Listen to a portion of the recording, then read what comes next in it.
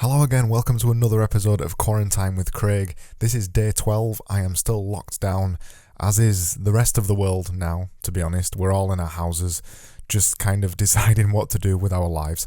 So I'm doing a video a day for the foreseeable future about design or marketing or productivity or any kind of topic that I know about. There's not really a rhyme or a reason to these, it's just to try and stop myself from going mental. So today's video is about, and by the way, I've moved the camera so you're over there now instead of just there to try and make things look a little bit cleaner so you don't get the bedding and stuff like that. So today's video is about a topic that I'm super passionate about, which is how to generate design ideas. This is a really hard topic to talk about. It's the thing that most designers want to know about. They want to know how to generate ideas, how to generate design ideas, where to find them, how to find inspiration, blah, blah, blah, blah, blah. I'm not going to talk about all that stuff. I'm going to talk about one method that's really useful for developing design ideas. And the method for that is limitations. When we start creating anything really, not just design, but anything, but particularly design, we sit there and we think we've got this massive blank canvas and what can we do with it? Where do we start? What do we do? Where do we go from here? How am I going to come up with ideas? Because the canvas is huge. So the first thing we do when we're trying to think of making any kind of design really should be, how can we reduce the blank canvas from being a huge blank canvas to something that's very small and very limited in scope and what we can achieve with it? Because when we've got a small, tiny blank canvas, i.e. limitations, we've got potential for true creativity, because creativity really comes from limitations. That's one of the powers of creativity. When you are unlimited in your creativity and unlimited in your freedom to do whatever you want, you don't make anything at all because you've got all the time in the world. And yeah, that's the way I find it anyway. The part of the reason for this video is I've just found Mitch Goldstein's obstructions.work. Check the website out. He's set up a thing that he does with his students every year in class because he's a design teacher. And the idea is basically you are producing a couple of artifacts a day based on design obstructions. He doesn't specify a method or things to create or anything else. He calls them artifacts, which I think is really cool. But his tool on his website is this, and it helps you kind of develop limitations in your work and to kind of know where to begin and what to do. These limitations that he's got on his website are kind of a little bit more abstract than some of the ones I want to talk about in this video, because we're going to jump into Figma in a minute and I'm going to live create some stuff from a couple of limitations that I've set up. On his thing on obstructions.work, he's talking about formal obstructions, which is kind of make it enormous in this example. A methodological obstruction, that's difficult to say, do it stupidly, so that can be create humor from it, do it stupid, blah, blah, blah. A conceptual obstruction, and also a content obstruction. Content obstructions are really, really useful when you're creating design work, because half of the challenge with creating design work sometimes is coming up with the content. And if you're not a natural speaker or not a natural word person, it can be really difficult to create stuff like that. So having some content already specified for you, and by the way, if you go over to obstructions.work and click on this page, pick it's called on the website, and refresh it, it keeps coming up with these obstructions for you, and you could put them to work inside your design work. So really, we're looking to create some kinds of, to generate better design ideas, we're looking to create obstructions or limitations around our work that makes things a little bit easier to generate ideas.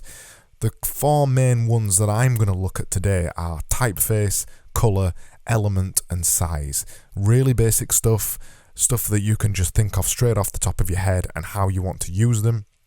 So in terms of typeface, I'm talking about picking a couple of typefaces. In terms of colors, I'm talking about severely restricting a color palette so it makes you and forces you to be creative in a really small window.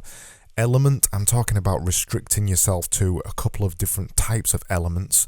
It could be shapes, it could be you say, I'll only use photos, or I'll only use photos with green in them, or something like that. And then size, the particular limitation I'm doing for this one is Instagram. So Instagram portrait size. And at the end of the day, once you've put all these limitations on things, that's actually a brand. That's what branding is. It is putting limitations on a brand's messaging and visuals and everything else. So what you put out is of a consistent style, and then people can look at it and go, yes, that is Pepsi, or yes, that is Coca-Cola, or yes, that is Nike, or whatever. So let's jump into Figma and let's have a look at some stuff. So I've got a document already set up in Figma here, and I've already set up something with a couple of limitations. So I've set up a couple of colours here. So these colours at the top of the site are the new colours for the new Genius Division site. So I've set up a couple of colours, and I'm going to delete that one because I don't want that one.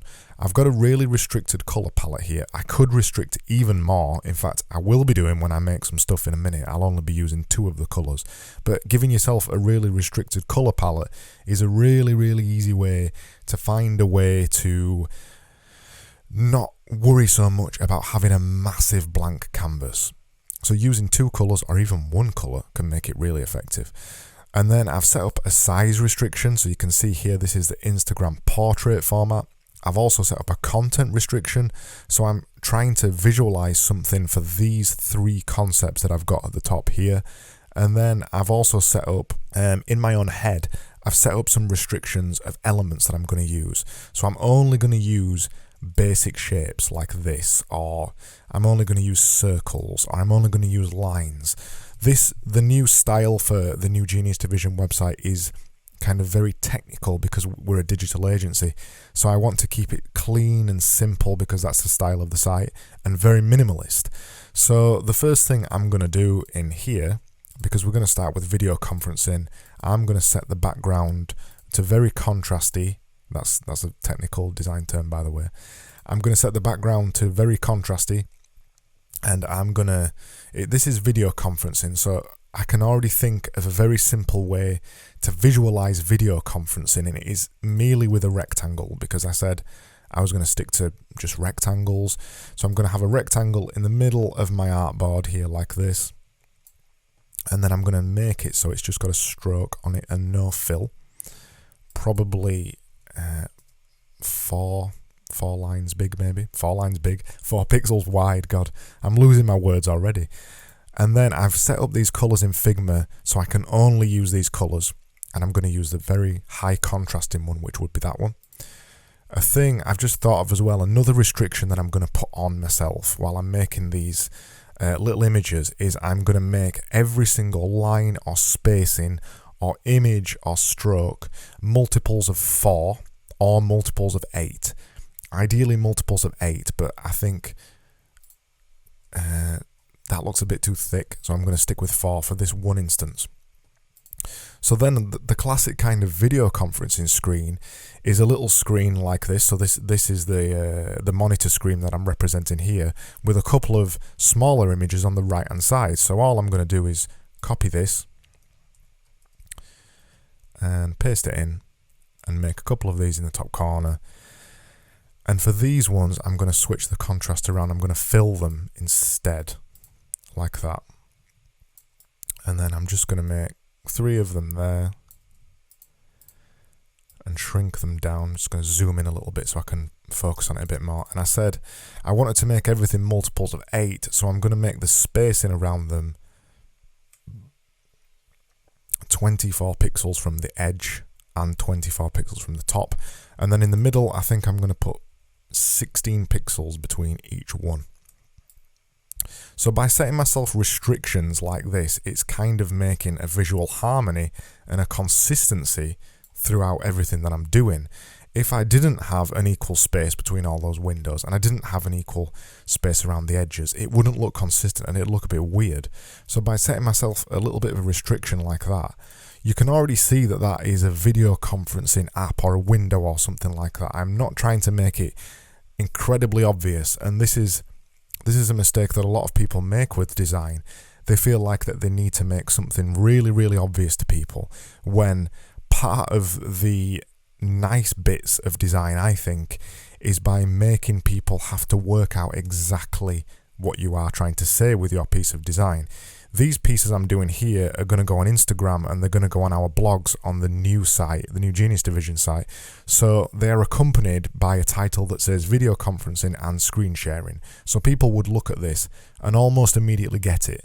So this image in its context is going to explain what it is. So I don't need to put that on there as well, which is a further restriction I've put on myself on these by not having any text on them and not saying exactly what they are, and making myself infer the idea behind them by just having an image there. And the other thing is I want to make them really minimalist too.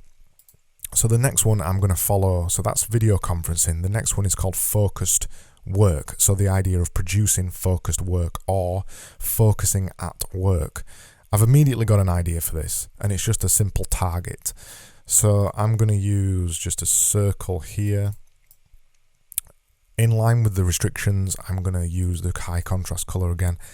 I think I could just use the circle in the middle there, because the circle in the middle and the extra space of the square, well, the rectangle, kind of says everything it needs to say. You are focused on the middle point. You are focused on it. The idea originally was I was going to make a target around it. So let's just try that. I'm going to put a stroke around this. Let's try 8 this time. In fact, 16. I'm going to use the same color again and just put that there like that. You see, I'm not really feeling it as much when it's got an extra line around it. So you know what? I'm going to keep that super minimal, and it's just going to be a circle, nothing else. The thing that makes the focused work piece there is the fact that there's just a dot in the middle and nothing else. It doesn't immediately say focus, but the concept is behind it, and the surrounding stuff to it would plenty enough explain what I'm trying to achieve. So the final one, I'm going to look at keep in touch. I'm going to do the same again, because now I'm developing a style like this. Bearing in mind that these are going to go on Instagram at some point too, I want a really consistent style across Instagram and our blog, and I'm going to make them all look the same. So I'm always going to use the same background color now. I'm always going to use the same color and the same elements and the same ideas. So I'm going to take this circle from here. And by the way, I'm just making these up on the fly, so you get kind of getting a live feed into what I'm thinking when I'm trying to design something. So I've got an idea for keeping in touch, and it's kind of a connection between two people. So I'm thinking of visualizing that with two lines going to the opposite person or something like that. So to show they're connected, I'm going to put them in a line like that and put them in the middle. And then I'm just going to draw a line from one to the other. I'm going to make that 4 pixels width so it matches the other ones I've done. And I think I'm going to make it dashed, because I think dashed would work better. Okay, and then I think I'm going to put an arrow on it maybe. Yeah, an arrow works. So I'm going to put an arrow on that one. And then I'm going to copy this line to show that the other person is doing the exact same thing in the opposite direction. So I'm going to put that there maybe. So that line is 20 pixels from the bottom, and that line is 30 pixels. So I'm going to put that 24 pixels to keep the consistency of the 8 across everything, and 24 pixels. And I'm just going to budge that in a bit because that is annoying me.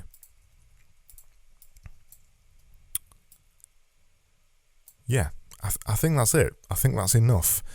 That says keeping in touch to me in a really conceptual, simple way. It's not saying it in an obvious way. And I think those 3 designs do it.